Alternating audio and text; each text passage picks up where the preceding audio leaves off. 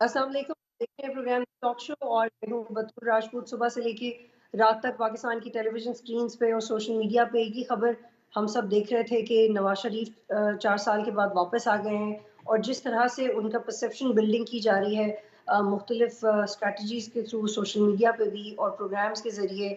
Even बड़ा interesting ये state TV ने भी बड़े अच्छे तरीके से उनको इस्तकबाल किया। तो ये वो सारे साइंस हैं जिससे ये वाज़ेह होता है कि सिस्टम में उनकी एक्सेप्टेंस अब बड़े पैमाने पे हो रही है। लेकिन हम बात करेंगे उनकी तकरीर के ऊपर, क्या अब नून लीग को एक सिंपैथी वोट मिल सकता है? जिस तरह के मनाज़िर हमने देखे कि उनकी तकरीबन सारी क़यादत रो रही थी।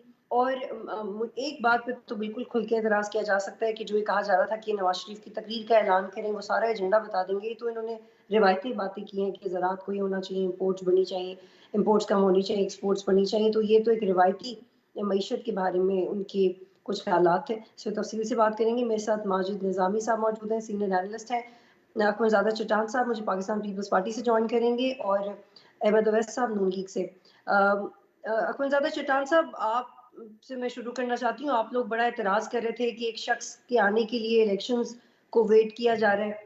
तो अब आपको जो आपको लग रहा था, अभी भी आपका वही परसेप्शन है या नवाज़ शरीफ की तकरीर सुनने के बाद आप लोगों की राय तब्दील हो गई है? बिस्मिल्लाहिर्रहमानिर्रहीम। देखिए, नवाज शरीफ साहब मुल्क में आए, इसका हम खैर मकदम करते हैं। तमाम लीडरान को अपने मुल्क में होना चाहिए। हमारे मुल्क के जो मसाइल है, जो हमारे मुल्क में जो दहशत गर्दी है, जो मईशत के मसाइल है, हम नहीं समझते कि कोई एक पार्टी या एक लीडर या एक इदारा इस मुल्क को इनसे निकाल सकते हैं। तो हम समझते हैं कि हम सारे मिलकर उनको इस मुल्क को इन बहरानों से निकाल सकते हैं। लेकिन अच्छा होता कि नवाज शरीफ साहब रियासती सरपरस्ती में तशरीफ नहीं लाते और अपने वर्करों के जरिए तशरीफ लाते और खुद पार्टी की बुनियाद पे जलसा करते।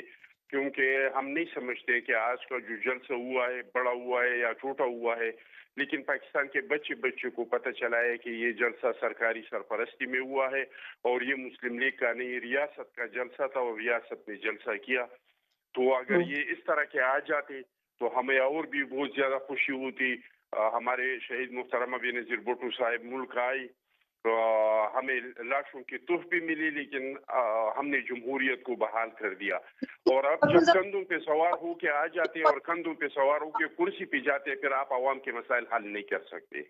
आपके जो कॉलीग्स हैं वो इस बात की वज़ाहत इस तरह से भी करते हैं कि पीपल्स पार्टी सिर्फ इलेक्शन की वजह से इस मोड में आई है, वरना हमारा नून लीग के साथ इत्तेहाद बहुत आगे तक जाएगा। लेकिन आप भी इलेक्शन मोड में ये बात करें या ये आपका वाकई एक सियासी पॉइंट ऑफ व्यू है नून लीग के बारे में?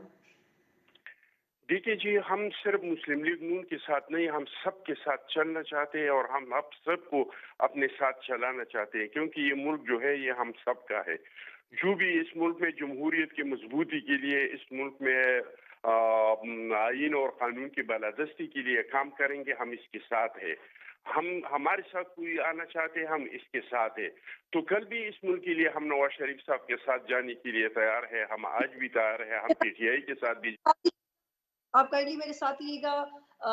कैसर अहमद शेख साहब मेरे साथ मौजूद हैं। कैसर साहब, पहले तो मुबारक हो, आपके लीडर वापस आ गए हैं और बड़ा जज्बाती आप लोगों ने एक दूसरे के साथ ग्रीटिंग के इमेजेस हमने देखे। लेकिन आपके जो दरीना इत्तेहादी हैं पाकिस्तान पीपल्स पार्टी, वो कह रहे हैं कि आप रियासत की सपोर्ट से आए हैं और जो रियासत की सपोर्ट से आते हैं फिर वो आवाम के मसाइल हल नहीं कर सकते। वो ये कह रहे हैं कि आपको अपने कारकुनों के साथ आना चाहिए था। बिस्मिल्लाहिर्रहमानिर्रहीम।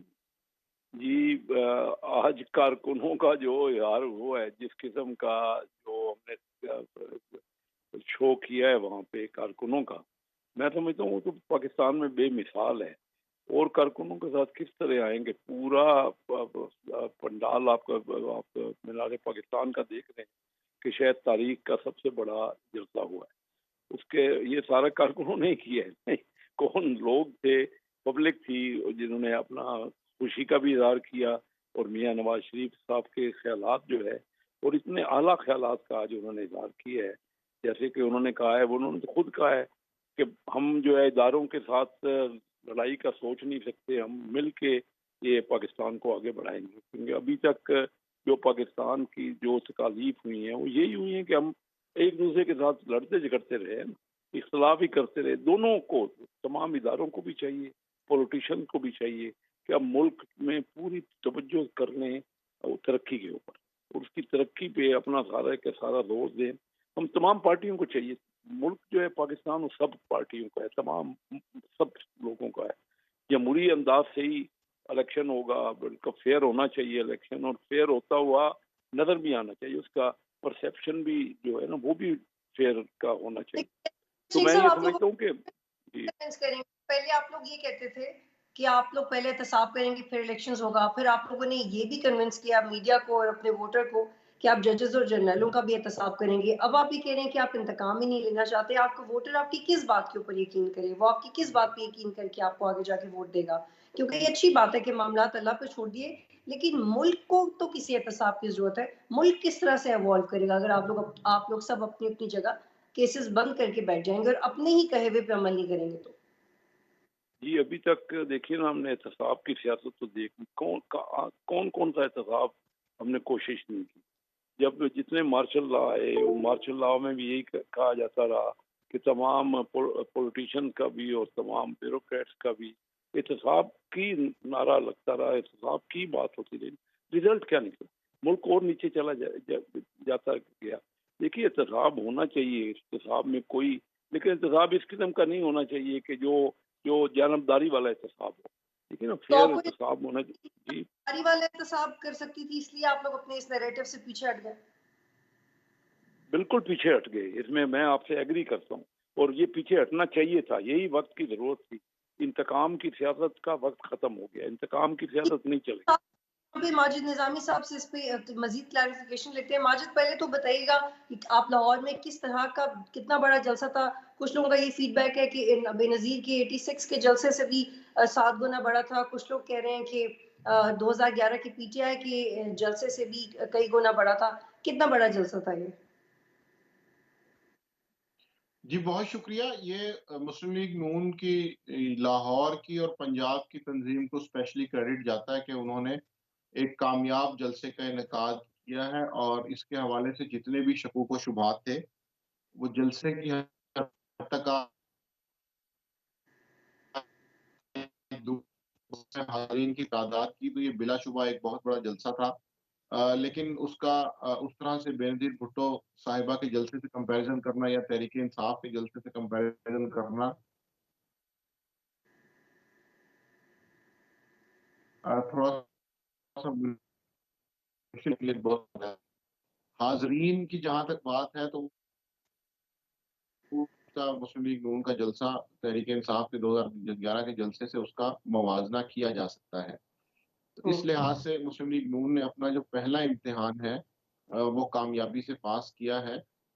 لیکن اس کے ساتھ ساتھ 2-3 اہم پوائنٹس اور بھی ہیں جن کو یہاں پہ ڈسکس ہونا چاہیے. ایک تو یہ ہے کہ پنجاب کے اندر نگران حکومت نے جو مثبت کردار ادا کیا ہے، نادرا کی طرف سے جو اسلام آباد ایئرپورٹ میں فیسیلیٹیشن دی گئی ہے، اور اس سے پہلے میاں نواز شریف کی جو ضمانت ہوئی ہے، یہ 3 ایسی چیزیں ہیں جو یہ بتاتی ہیں کہ میاں نواز شریف نے کہیں نہ کہیں ریاست کے ساتھ مفاہمت کا راستہ اپنایا ہے، جس کے صلے میں ان کو یہ فیسیلیٹیشن ملی ہے. اس سہولت کاری سے یہ لگ رہا ہے کہ چونکہ ریاست اور میاں نواز شریف دونوں کا سیاسی حریف ایک ہی ہے جس کا نام عمران خان ہے، تو اس حریف سے مقابلہ کرنے کے لیے مسلم لیگ نون اور ریاست نے کچھ نکات پر اتفاق کیا ہے اور اسے آگے لے کر چلنا چاہتے ہیں. تو آج کے جلسے میں جہاں پہ میاں نواز شریف نے مفاہمت کی بات کی اور مل کر چلنے کی بات کی، وہ اور اس سے پہلے ہونے والے 3 واقعات جو میں نے آپ کو بتائے ہیں، تو اس سے ایسا لگ رہا ہے کہ میاں ماجد نواز یہ شریف نے جی پلیز یہ تھوڑا واضح کیجیے گا کہ جیسے کیسر احمد شیخ صاحب نے مانا بھی کہ ہم نے بالکل اپنا بیانیہ بدلا اور ریاست اور نون لیگ کا اس وقت ایک پولیٹیکل انٹرسٹ ہے، لیکن کیا اس سے نون لیگ کی کریڈیبلٹی ڈیمیج نہیں ہوئی کہ وہ کہتے تھے کہ احتساب ہو اور اب اس احتساب کو انتقام لفظ سے ریپلیس کر رہے ہیں اور وہ مزید انکلیئر کر رہے ہیں چیزوں کو کہ وہ سسٹم کو ایوالو کیسے کریں گے؟ کیا احتساب کو بھی آپ نظر انداز کر سکتے ہیں؟ کیا احتساب بھی اب مزید پالیسی نہیں رہی؟ اس کو کس طرح سے لیتے ہیں آپ؟ یہ آج جی آج بھی مسلم لیگ نون کے بیانیے میں یہ تضاد بالکل نظر آیا ہے اور یہ کنٹراڈکشن موجود ہے کہ پہلے جب انہوں نے میاں نواز شریف نے لندن میں ایک بیان جاری کیا تو اس کے بعد انہیں اس بیان سے ہٹنا پڑا. تو شاید وہ واٹر ٹیسٹنگ کا ایک مرحلہ تھا جس میں یہ دیکھا جا رہا تھا کہ اسٹیبلشمنٹ کیا سوچتی ہے، اور جب وہاں سے کوئی مثبت جواب نہیں ملا تو پارٹی نے اپنے وسیع تر مفاد کو سامنے رکھتے ہوئے پولیٹیکل سلاٹ لینے کا فیصلہ کیا، اور انہوں نے یہ سوچا کہ جو مل رہا ہے اسے ضرور لے لیا جائے. تو اس لیے آج بھی میاں نواز شریف نے جو غالب کے چند اشعار سنائے، ان کا کہیں نہ کہیں پیغام یہی تھا کہ ہمارے پاس کہنے کو بہت کچھ ہے، لیکن اگر آپ ہمیں نہیں چھیڑیں گے تو یہ معاملہ اسی طرح چلتا رہے گا. تو ایک طرح سے انہوں نے ریاست پاکستان کے ذمہ دار اداروں کو یہ ایک پیغام بھی دیا ہے کہ ان کے ذہن میں جو چیزیں موجود ہیں وہ وہیں پہ ہیں، اس لیے اگر ان کے ساتھ کوئی ورکنگ ریلیشن شپ بنایا جاتا ہے تو وہ زیادہ بہتر ہوگا، ورنہ یہ سارے گڑے مردے اکھاڑے جائیں گے. ٹھیک ہے، آپ کہیں گے میرے ساتھ یہاں پہ رکیے گا. اخوندزادہ چٹان صاحب، ماجد نظامی نے بھی کہا کہ ریاست کے ساتھ مفاہمت کی پالیسی اپنائی ہے نواز شریف نے، اور یہ پالیسی واضح طور پہ آپ کی جماعت کو ہضم نہیں ہو رہی. آپ آنے والے وقت میں اس کے حوالے سے کیا حکمت عملی بنائیں گے، یا آپ واچ اینڈ سی کی پالیسی اپنائیں گے؟ الیکشنز اب زیادہ دور نہیں ہیں، اور آپ کو یہ بات تو پسند نہیں آنی چاہیے کہ نون لیگ کو ریاستی سپورٹ مل رہی ہے، تو آپ اس کو کس طرح سے ہینڈل کریں گے؟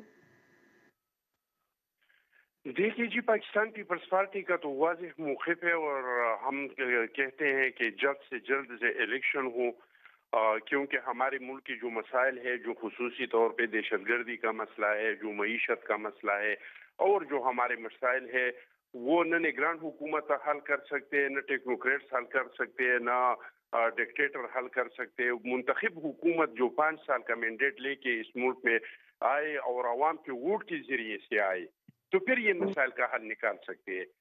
ہم چاہتے ہیں کہ جلد از جلد الیکشن ہو، لیکن الیکشن صاف اور شفاف ہو، کیونکہ اگر الیکشن صاف اور شفاف نہیں ہوگا، صرف الیکشن ہوگا تو پھر اس سے مسائل کا حل نہیں نکلے گا. الیکشن تو ہم نے 2018 میں بھی کیا تھا، تو کیا 2018 کے الیکشن سے ہمارے مسائل تو زیادہ آپ کو بڑھ گئے؟ صاف الیکشنز چاہیے، آپ کو اس بات سے فرق نہیں پڑتا کہ آپ کی پارٹی کو کتنی سیٹیں ملیں، سینٹرل پنجاب میں کتنی سپورٹ ہو، وزیر اعظم کون بنے، اس پہ آپ کی توجہ نہیں ہے، صاف الیکشنز چاہیے؟ دیکھیے جی، یہ ہمیں پورا یقین ہے، ہم بہت اعتماد سے یہ بات کرتے ہیں کہ جب اس ملک میں صاف اور شفاف الیکشن ہو، عوام کو ووٹ کا حق دیا جائے، RTS کو نہ بٹھایا جائے، اور روز الیکشن نہیں ہو تو چاہے پنجاب ہے، چاہے سندھ ہے، چاہے بلوچستان ہے، وہاں سے پاکستان پیپلز پارٹی الیکشن جیتے گی. ہم لوگوں کو پتہ ہے کہ اس ملک کے مسائل سے نکال سکتے ہیں تو صرف پیپلز پارٹی نکال سکتے ہیں. ہم سے بنگلہ دیش چلا گیا، پاکستان پیپلز پارٹی کو حکومت ملا، ہم نے اس ملک کو اتنی طاقت بنایا. ضیاء الحق کے بعد ہم نے اس ملک کو میزائل ٹیکنالوجی دی. 2008 میں جو سوات سے پاکستان کا جھنڈا اتارا گیا تھا، جو ٹرائبل ایریا پہ ریٹ آف دی گورنمنٹ ختم ہو چکا تھا، جو بلوچستان میں ترانہ بجانا بند ہوا تھا، اس کے بعد پاکستان پیپلز پارٹی کو حکومت ملا، اور پاکستان پیپلز پارٹی نے اس ملک میں بہتری لائی، اس ملک کو ایکسپورٹ نیشن بنایا، 200% تنخواہوں کو بڑھایا، پینشن کو بڑھایا. جانے اور بریک کے بعد ہمیں ڈسکس کریں گے، میں دوبارہ آپ کی طرف آؤں گی کہ کیا کسی گرینڈ ڈائلاگ کا چانسز ہیں، کیونکہ 3 ماہ پہلے تب آپ ایک دوسرے کے اتحادی تھے، تب آصف علی زرداری بھی میثاق معیشت کی بات کرتے تھے، نواز شریف اور ان کا پورا گروپ رو رہا تھا آج ٹیلی ویژن اسکرین پر، تو یہ ایک ایموشنالٹی بھی تھی. لیکن یہ اس میں پروسیس کیا ہے، ہم کس چیز سے نکل رہے ہیں اور کس چیز میں داخل ہو رہے ہیں؟ ایک بریک لیتے ہیں، اس سے بات کریں. امجید، کیسے ہیں احمد شیخ صاحب؟ آپ نے چٹان صاحب کا بھی جواب سنا، اور ہم تواتر سے اس موضوع پہ پروگرام کر رہے ہیں جو ریسنٹلی پوزیشن لیے بلاول صاحب نے بھی، کہ آپ کو ایک باقاعدہ سپورٹ ہے اور آپ کے لیے الیکشنز ڈیلے کروائے جا رہے ہیں، اس کو کور بھی کرنے کی کوشش کرتی ہے پیپلز پارٹی، پھر یہ بھی کہتے ہیں کہ آپ کے اتحادی ہیں. لیکن اس کانٹیکسٹ میں جب آپ یہ کہتے ہیں کہ آپ نے انپاپولر ڈیسیژنز اس لیے نہیں کر سکے کیونکہ آپ اتحاد میں تھے، تو وہ اپنی ذمہ داری آپ پہ ڈالتے ہیں، آپ اپنی ذمہ داری ان کے اوپر ڈالتے ہیں. لیکن اگر اس کو مزید آپ دیکھیں تو آج جو نواز شریف صاحب نے تقریر کی ہے اور یہ کہا کہ، اور ہمیں کہا جا رہا تھا کہ وہ ایک ایجنڈا دیں گے، بس آپ ان کی تقریر کا ویٹ کریں، تو آپ کو لگتا ہے کہ تقریر سننے کے بعد آپ کو ایجنڈا سمجھ آ جاتا ہے نواز شریف کا؟ آپ بتا سکیں گے کہ ایگزیکٹلی کیا ایجنڈا جو آپ کو سمجھ میں آیا؟ دیکھیے، آج تو نواز شریف صاحب نے بڑی ہی عمدہ تقریر کی ہے، سب سے پہلے تو میں چٹان صاحب کی بات کو انڈورس کروں گا کہ الیکشن جلد سے جلد ہونے چاہیے، اور الیکشن جو ہے وہ فیئر ہونے بھی چاہیے اور فیئر ہوتے ہوئے نظر بھی آنے چاہیے، تبھی تمام پارٹیوں کو ایکسیپٹیبل ہوگا۔ میاں نواز شریف صاحب نے آج جو تقریر کی ہے وہ نہایت ہی اعلیٰ ہے۔ انہوں نے یہ چینج کی پوری اپنا پرسیپشن جو دیا، انہوں نے کہا میں کوئی بدلہ ذرا رتی برابر بھی میرے ذہن میں کسی کے بدلہ لینے کے نہیں ہے کوئی بھی خیال، بلکہ میں تو چاہتا ہوں کہ پاکستان کو خوشحالی کی طرف سے۔ دوسری بڑی اہم انہوں نے بات یہ کی ہے کہ اگر اداروں جو کہ قومی ادارے ہیں، جو کہ اسٹیٹ کے ادارے ہیں، اگر ہم ان کے ساتھ کچھ مل جل کے کام کریں گے تو تبھی کامیابی ہوگی۔ ابھی تک کا تجربہ یہ ہے کہ اگر ان سے آپس میں مخاصمت رہی ہے تو اس سے پاکستان آگے نہیں بڑھا، ایک دوسرے یہ کے آپ ہم اسی جی معیشت کے لحاظ سے جو وہ باتیں کر رہے تھے اس کو آپ کیسے کنکلوڈ کریں گے؟ میں اس کو کیا کر رہا ہوں، اس کو کیسے کنکلوڈ کریں گے آپ کو کیا نظر آتا ہے معیشت کے حوالے سے جو باتیں کی آپ کو اس میں کیا ایجنڈا نظر آتا ہے؟ آپ میرے پروگرام سنتی رہتی ہوں گی، میں یہ باتیں یہی ساری باتیں کتنے عرصے سے کر رہا ہوں۔ کب سے میں یہ کہہ رہا ہوں کہ دیکھیے کہ ہم اپنے پڑوسی ممالک سے، آج جو میاں صاحب نے ایک بہت بڑی تبدیلی کی بات کی ہے، پہلی بار کسی بہت بڑے لیڈر نے یہ جلسے میں بات کی، یہ پہلے نہیں ہوئی پاکستان میں اس طرح کہ ہم پڑوسیوں کے ساتھ ایک بڑے ہی اچھے تعلقات رکھنا چاہتے ہیں۔ یہ بات جو ہے نا شجر ممنوعہ سمجھی جاتی تھی، آج بہت بڑی، اور یہ میں ہمیشہ یہ کہہ رہا ہوں کہ ریجنل ٹریڈ کے بغیر ہم آگے ہماری ایکسپورٹ نہیں بڑھ سکتی۔ پوری دنیا میں یہ آپ ساؤتھ ایسٹ ایشیا دیکھیے کہ 65% ان کی ٹریڈ ریجنل ہے، اپنی علاقائی ٹریڈ ہے۔ ہم یہ ٹریڈ کرتے ہیں نہ، ہم انڈیا کے ساتھ ٹریڈ کر رہے ہیں، بنگلہ دیش کے ساتھ ٹریڈ کا ہمارے پاس راستہ نہیں ہے، ادھر افغانستان ہم نے بند رکھا ہوا ہے، ایران ہمارے پاس سینکشن ہے امریکہ کی، تو ہم ساری ٹریڈ کر رہے ہیں یورپ میں اور امریکہ میں، اسی لیے ہماری ایکسپورٹ نہیں بڑھ رہی۔ تو آج یہ بات پتہ تو سب کو، ہم بزنس مین بڑے عرصے سے محسوس بھی کر رہے ہیں اور ذکر بھی کر رہے ہیں، لیکن ایک بہت بڑے قومی لیڈر نے یہ بات کی نا، کیونکہ یہ عام طور پہ کہیں نہیں جاتی اس طرح اوپنلی۔ آج یہ ایک چینج ہے اور ہمیں ریئلائز ہوا ہے تمام علاقائی ملکوں کو، پڑوسیوں کو، ان کی بھی ترقی اسی میں ہے، ہماری بھی ترقی اسی میں ہے۔ ہم جھگڑا کر کے، کشمیر کا بھی میاں صاحب نے کہا کہ کوئی ہمیں ایمیکیبل سیٹلمنٹ کا کوئی نہ کوئی راستہ، کوئی نہ کوئی اچھا صحیح فیصلہ جو کہ سب پارٹیوں کو منظور ہو، اس میں کوئی نہ کوشش کرنی چاہیے۔ اس کے بغیر ہم آگے نہیں بڑھ سکتے، یہ ایک بڑی کلیئر آج میاں صاحب نے کہا، اور معمولی باتیں نہیں ہیں کہ ہم کسی سے بدلہ لینے کا میرے ذہن میں نہیں ہے ان کے ساتھ، اور ہم اسٹیبلشمنٹ کے ساتھ بھی انہوں نے کلیئر کر دیا کہ ہم خواہ مخواہ ہم چاہتے ہیں کہ کہیں نہ کہیں مل جل کے ان کے ساتھ آگے بڑھا جائے، اور پھر پڑوسیوں کا۔ پلیز آئی ہولڈ یو ہے ماجد نظامی صاحب، آپ یہ بتائیے گا کہ آپ کے نزدیک معیشت کے حوالے سے انہوں نے جو بھی باتیں کی اس میں آپ کو کیا لگا؟ کچھ آؤٹ آف دا باکس آپ کو سمجھ میں آیا؟ جیسے کیسر احمد شیخ صاحب کہتے ہیں کہ ریجنل ٹریڈ یا سب پڑوسیوں کے ساتھ بہتر تعلقات ایک ایسی بات ہے جو پہلے سے نہیں کی گئی، آپ کے مطابق سب سے اہم نقطہ کیا تھا معیشت کے حوالے سے؟ جی، میں یہاں پر اس نقطے پر معزز پینل سے اختلاف کرنا چاہوں گا۔ اس کی وجہ یہ کہ میاں نواز شریف صاحب کی تقریر کے اندر ایک جو نئی چیز کی توقع کی جاتی تھی وہ یہ تھی کہ پاکستان کی معیشت کی بحالی کا کیا منصوبہ ان کے ذہن میں ہے، لیکن اس حوالے سے انہوں نے کوئی خاص نشاندہی نہیں کی، بلکہ وہی ماضی کی باتیں دہرائیں کہ ہم نے موٹر ویز بنائے، ہم نے بجلی کے کارخانے لگائے، ہمارے زمانے میں روٹی اتنے روپے کی ملتی تھی، لیکن انہوں نے اس سوال کا جواب نہیں دیا کہ کیا روٹی اب دوبارہ 4 روپے پہ ملے گی یا نہیں ملے گی، یا کیا روٹی 20 روپے پہ ہی ملے گی۔ اس کا انہوں نے جواب نہیں دیا، وہ صرف موازنہ کرتے رہے۔ تو ان کی تقریر میں ایک یہ بہت بڑی خامی جو مجھے نظر آئی ہے وہ یہ ہے کہ اس میں روڈ میپ نہیں دیا گیا۔ اس روڈ میپ نہ دینے کی ایک وجہ یہ بھی ہو سکتی ہے کہ چونکہ وزیر اعظم شہباز شریف کے وزیر خزانہ بھی اسحاق ڈار تھے، اور اب میاں نواز شریف اگر حکومت میں آتے ہیں تو ان کے وزیر خزانہ بھی اسحاق ڈار ہی ہوں گے، تو اس لیے ہمیں اس معاشی پالیسی میں کسی جوہری تبدیلی کی گنجائش نظر نہیں آتی۔ ہمیں ایسی توقع نہیں رکھنی چاہیے کہ روٹی دوبارہ سے 4 روپے کی ہو سکتی ہے یا بجلی کا یونٹ دوبارہ سستا ہو سکتا ہے۔ اس حوالے سے میاں نواز شریف کی تقریر میں مجھے کوئی قابل عمل حل نظر نہیں آیا، جو جی کہ بہرحال مایوس کن ہے۔ اس کی وجہ یہ ہے کہ سیاسی حرارت کے علاوہ اگر بات کی جائے تو عوام کا سب سے بڑا مسئلہ اس وقت مہنگائی اور قیمتوں میں اضافہ ہے، لیکن اس ماجد، حوالے سے ان کی تقریر میں کوئی پلان نہیں تھا۔ جتنی ان کی بہتر کوارڈینیشن چل رہی ہے اور کمیونیکیشن چل رہی ہے جو واضح ہے، تو میرا خیال ہے کہ یہ بھی ناممکنات میں سے نہیں تھا کہ آپ ایک پالیسی چاک آؤٹ کر لیتے اور بتا دیتے جلسے میں کہ ایگزیکٹلی یہ ہے، چاہے وہ ایس آئی ایف سی کے اوپر ہی مزید ایکسپلینیشن ہو جاتی، چاہے وہ سی پیک کے اوپر ہو جاتی، لیکن جتنا کمفرٹ ان کو دیا گیا ہے اس وقت پاکستان کے اندر، میرا خیال ہے ان کے لیے مشکل نہیں تھا، لیکن مے بی ان کو لگ رہا تھا کہ یہ سب پرائرٹی نہیں ہے کہ اسے پوائنٹ ٹو پوائنٹ ایکسپلین کیا جائے۔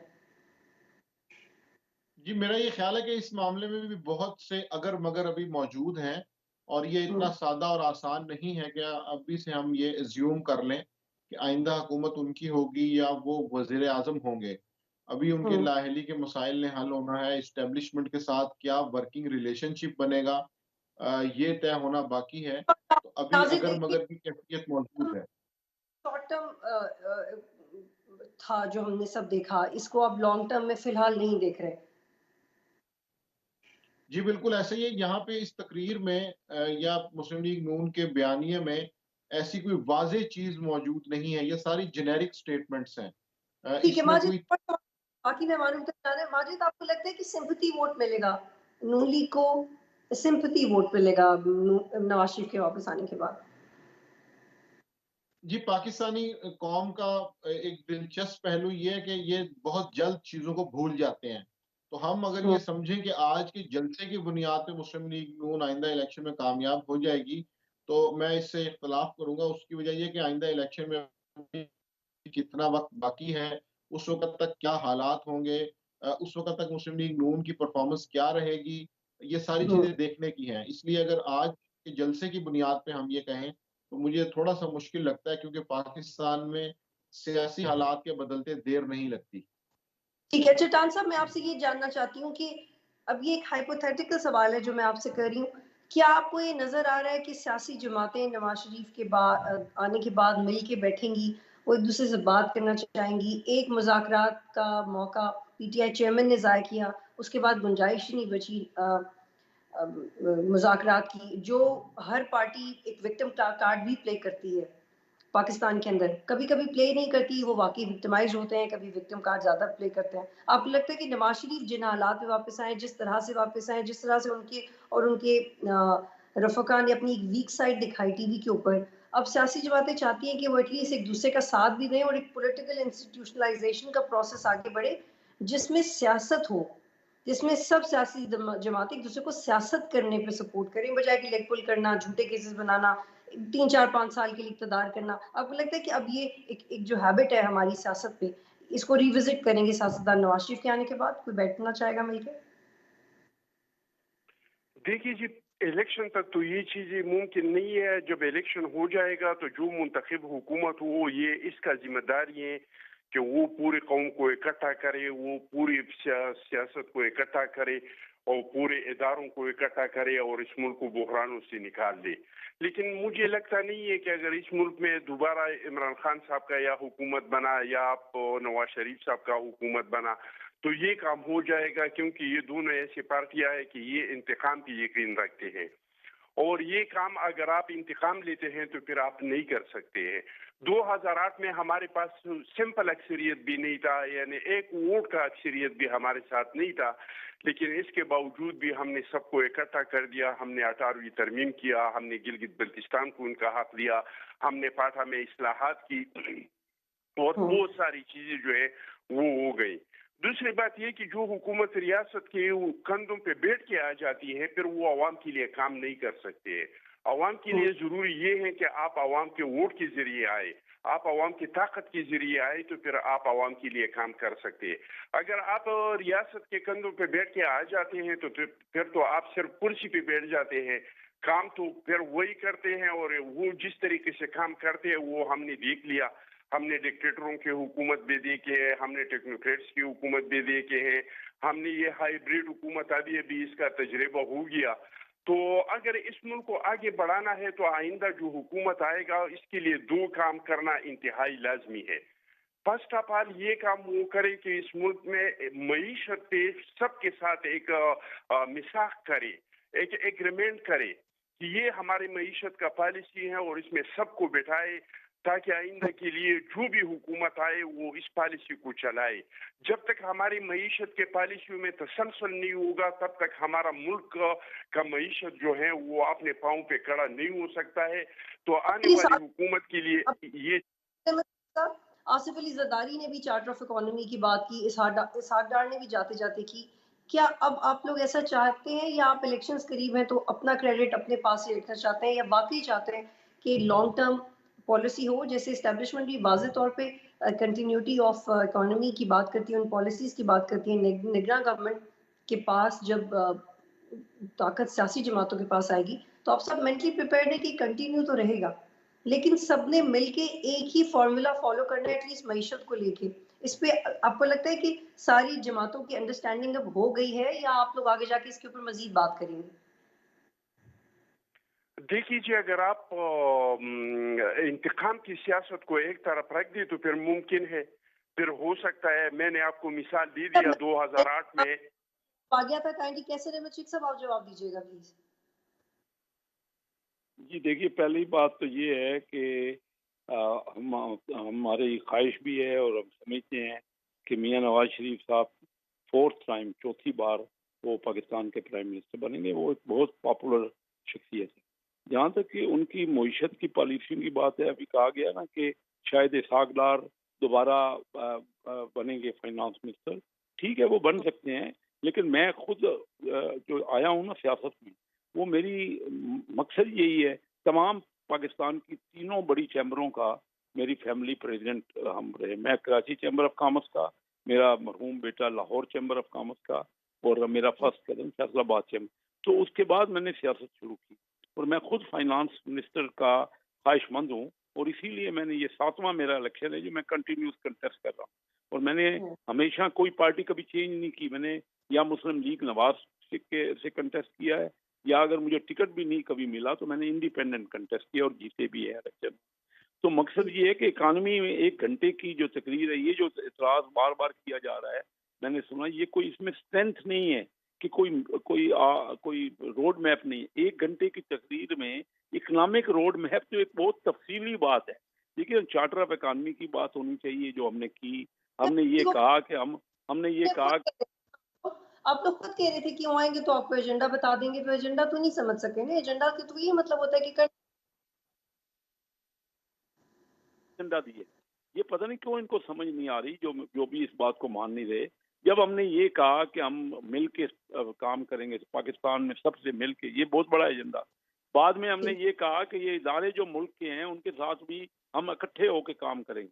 ये इससे बड़ा एजेंडा क्या हो सकता है? और उसके बाद ये कहा कि हम अपने पड़ोसी मुल्कों, ये देखिए मैंने पहले ही कहा कि सारी जो इकनॉमी है वो डिपेंड ही करती है रीजनल ट्रेड और एक्सपोर्ट।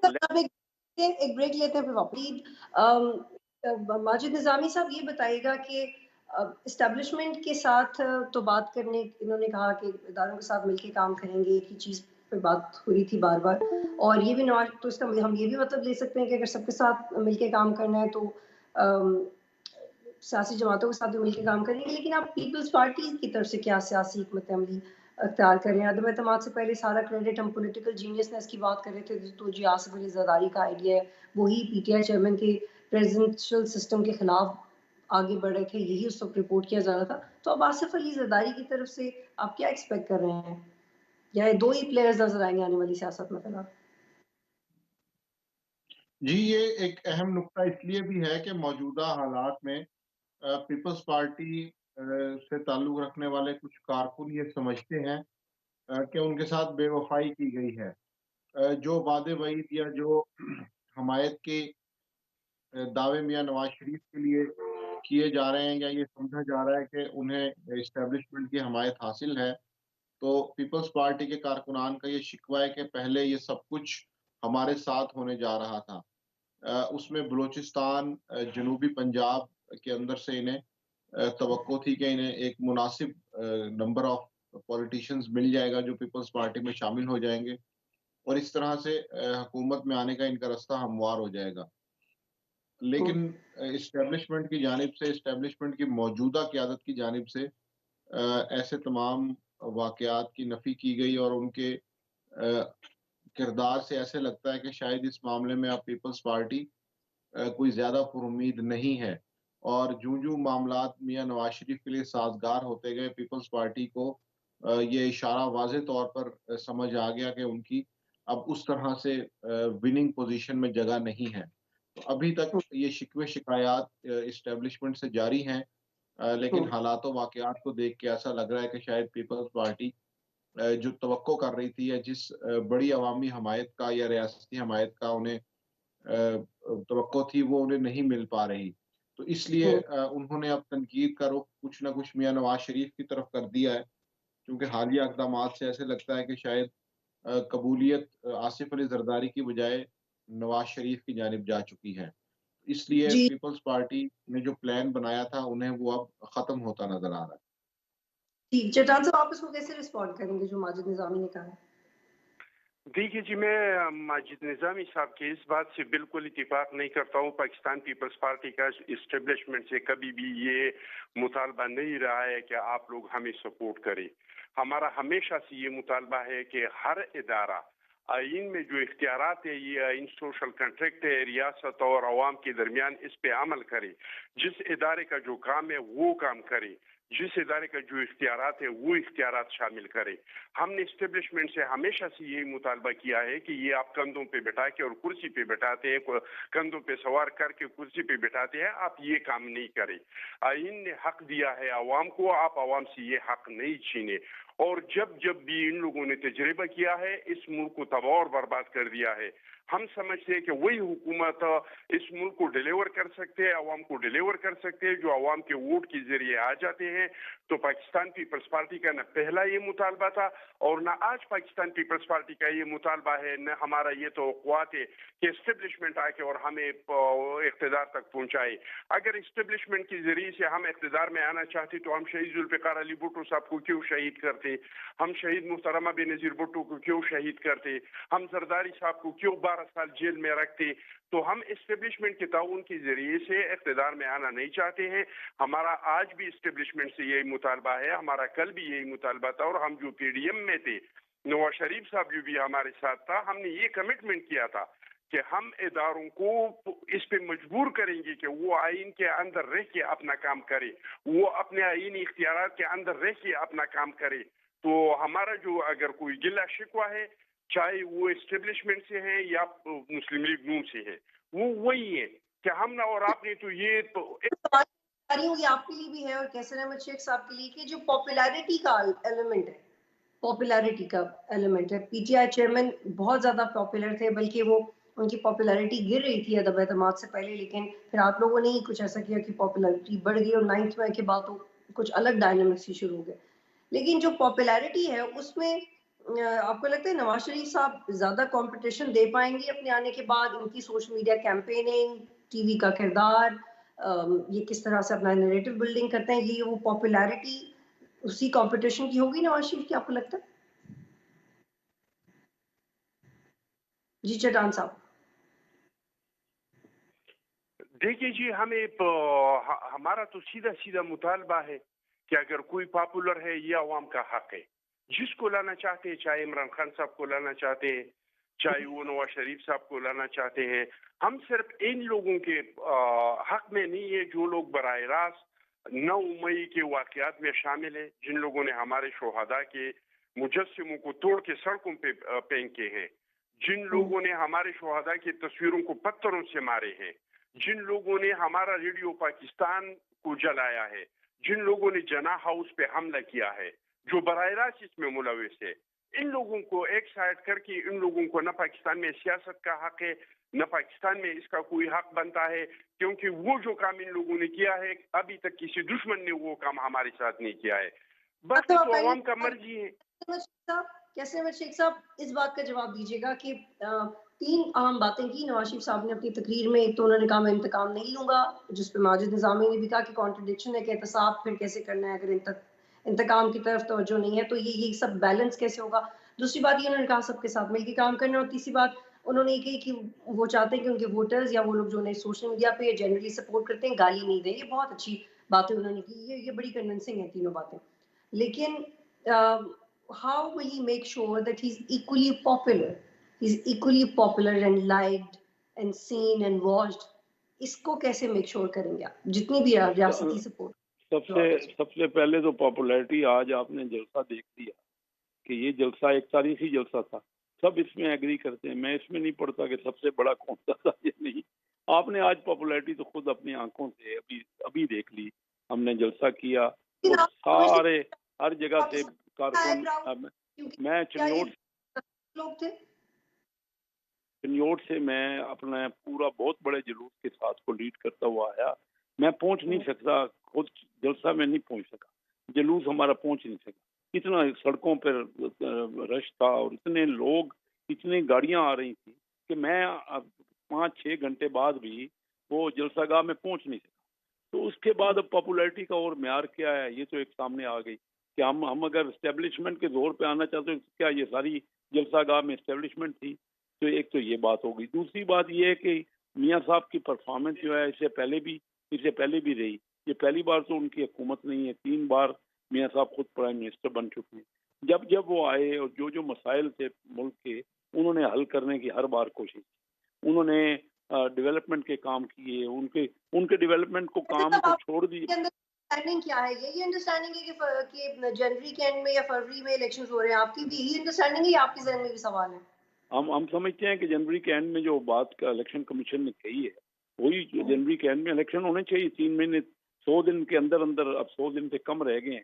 جنوری کے اینڈ کو 100 دن سے کم رہ گئے, تو ہم سب کو الیکشن کی تیاری کرنی چاہیے اور اس کی طرف محنت کرنی چاہیے. جلسے اور میٹنگ, کارنر میٹنگ اور یہ سب شروع ہو جانا چاہیے اور ہو جائیں گی. اور سب کو فیئر, میں اس بات پہ تو ایگری کرتا ہوں نا جی کہ عوام کو ہی لانا ہے. تو اگر قیادت کو جو ملک کو لیڈ کریں گے, اگر ان کو منتخب کرنا ہے تو عوام نے کرنا ہے, اور وہ منتخب فیئر طریقے سے, فیئر الیکشن ہونا چاہیے, ہونا ہے. اگر یہ نہیں ہوگا اس بار فیئر الیکشن, تو لوگوں کا اعتماد ہی اس سسٹم سے اٹھ جائے, اور وہ نظر بھی آنا چاہیے فیئر الیکشن میں. ہم اور یہ جس کا جو کام ہے, جس ادارے کا جو کام ہے, جس پولیٹیشین کا جو کام ہے, ان کو اپنا اپنا کام کرنا چاہیے, تب یہ ملک آگے بڑھ سکتا ہے. ایک دوسرے کا احترام کرنا چاہیے. ماجد نظامی صاحب, I'm winding up. مجھے یہ بتائیے گا کہ ابھی تو فی الحال ضمانت ایکسٹینڈ ہوئی ہے اور اپیلیں دوبارہ جائیں گی درخواست کے طور کے اوپر, لیکن آپ سمجھتے ہیں کہ الیکشنز میں جب جائیں گے نواز شریف تو اس کے بعد بھی ان کے لیے یہی آسانی ہے, یا وہ اس پروسیس میں پھنس سکتے ہیں یہاں پہ, یا بالکل گراؤنڈ کلیئر ہے قانونی طور کے لیے؟ جی ابھی اس کے اندر کافی اگر مگر کی صورتحال ہے اور کئی سوالات ہیں, اور میاں نواز شریف صاحب قانونی طور پہ مقدمات سے کیسے نکلیں گے اس پہ بھی ورکنگ ہونا باقی ہے. لیکن میں یہ سمجھتا ہوں کہ اگر ان کی پاکستان کی ریاست کے ساتھ معاملات درست چلتے ہیں تو ہمیں یہ چیز سمجھنی چاہیے کہ جب انہیں نکالا گیا تھا تو اس وقت پاکستان کی اسٹیبلشمنٹ, پاکستان کی ریاست ان سے ناراض تھی. جب عمران خان صاحب کو نکالا گیا اس وقت بھی پاکستان کی ریاست, پاکستان کی اسٹیبلشمنٹ ان سے ناراض تھی. تو کلیہ یہ ہے کہ اگر وہ ٹاکنگ ٹرمز پہ ورکنگ پوائنٹس کچھ طے کر لیتے ہیں ریاست پاکستان کے ساتھ, تو شاید یہ قانونی معاملات ان کی راہ کی رکاوٹ نہیں ہوں گے, اور اس کا حل اسٹیبلشمنٹ خود ہی نکال لے گی. اس کی وجہ یہ ہے کہ پاکستان میں عمومی طور پہ یہ دیکھا گیا ہے کہ جب بھی کسی سیاستدان کو نااہل کیا جاتا ہے یا اس کو قتل کیا جاتا ہے یا اس کے حوالے سے کوئی بھی چیز سامنے آتی ہے, تو اس وقت وہ بہرحال پاکستان کی ریاست سے اس کے کچھ نہ کچھ اختلافات ہوتے ہیں. تو اگر اس معاملے پر کوئی اتفاق رائے ہو گیا تو میں نہیں سمجھتا کہ یہ مقدمات میاں نواز شریف کی راہ میں کوئی رکاوٹ بنیں گے. ان کی نااہلی بھی ختم ہو جائے گی, ان کے مقدمات بھی اس سے وہ بری ہو سکتے ہیں. بات آپ سے پوچھنا چاہ رہی ہوں, تینوں مہمانوں سے شارٹیز کا جواب ہاں یا نہ میں دے دیجیے گا. ریسنٹلی شیخ رشید نے ایک انٹرویو دیا اپنی پارٹی کے پلیٹ فارم کی حیثیت سے, انہوں نے انٹرویو دیا, کوئی نیا اعلان نہیں کیا, لیکن انہوں نے ایک بات کہی کہ معافی کا ایک چوائس ہونا چاہیے ملک میں, یہ اس کا مفہوم میں بیان کر رہی ہوں. تو آپ کو لگتا ہے کہ یہ ایسا کچھ ہوگا, اس کو کنسیڈریشن ملے گی؟ کیونکہ وہ بھی آپ کو کہتے رہے کہ بڑے سپورٹر ہیں, وہ ان کے اسٹیبلشمنٹ سے بھی اچھے تعلقات تھے, سیاسی جماعتوں کے ساتھ بھی اچھے تعلقات رہے, تو یہ ایک ایسا ایک اینگل ہے جس پہ آپ کو لگے گا کہ سیاسی جماعتیں کام کرنا چاہیں گی. میں کوئی چیز حرف آخر نہیں ہے.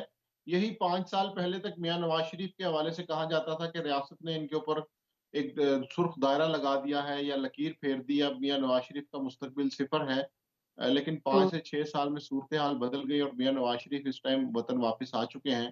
تو ہو سکتا ہے کل کو عمران خان کے حوالے سے بھی ریاست کا موڈ بدل جائے یا رویہ نرم ہو جائے یا کوئی ایسے سیاسی حالات پیدا ہو جائیں. تو ایسی بھی کسی چیز کی توقع کی جا سکتی ہے. ٹھیک ہے، بہت شکریہ تینوں مہمانوں کا پروگرام میں جوائن کرنے کی. اجازت دیجیے. اللہ